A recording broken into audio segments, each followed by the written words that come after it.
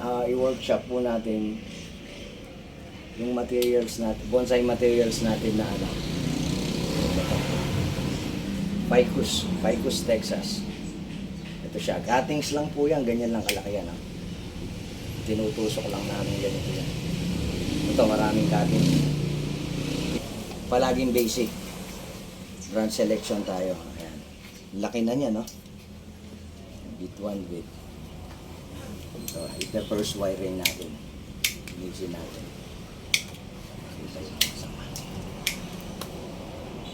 Ayan. Itong mga cuttings po na ito, pwedeng itanim to eh. Ayan, bawasan lang ng dahon. Mataba. Ito, aluminum wire po.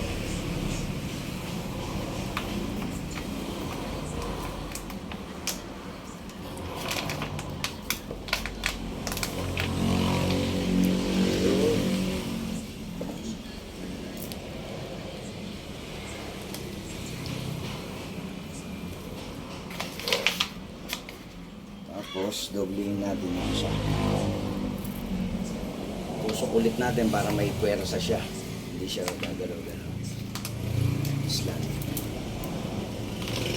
Ganyan lang po ako nag-workshop pag marami akong inaayos at nag-busy. Hindi na makasikaso.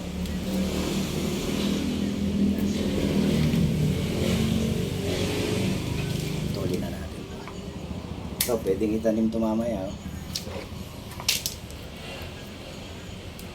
Alalayan mo lang. Ayan, nai-wire na po natin yung ano, yung materials natin. Ito, Ficus, Texas ito. Pipili ho tayo ng harap niya. Pwede naman kahit saan. Yan po ang advantage nung galing sa payat pa lang yung bonsai, maliit. Maisusunod mo siya sa gusto mo. Pag kasi Yamadori, yung malaki na, re-remedyohan mo yun.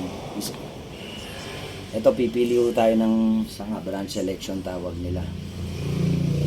Parang ito yung gusto kong i-first branch niya.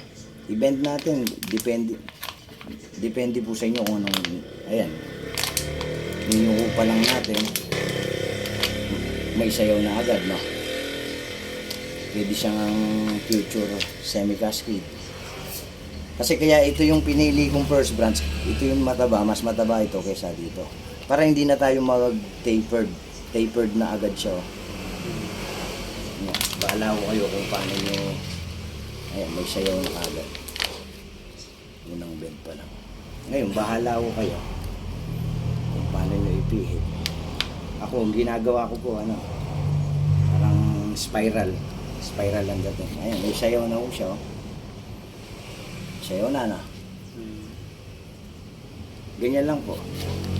Kaya minsan, pag marami ho akong ganito, marami akong cuttings. Tulad niya, marami akong cuttings. 3 to 5 minutes, naiwawire ko na sila. Ayan, i-ES ko lang muna siya kasi puput. Sa mga ilang buwan na naman, puputol na naman tayo dito eh. Lilinisin ko muna siya.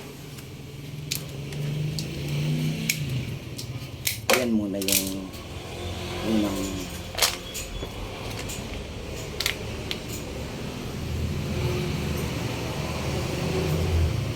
unang forma niya.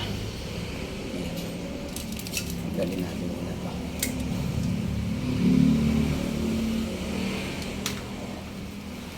Pwede siyang semi-cascade, no?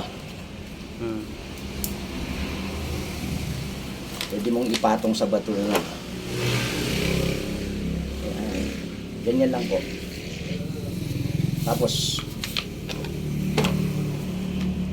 iwanan mo lang siya ng mga 3 to 6 months.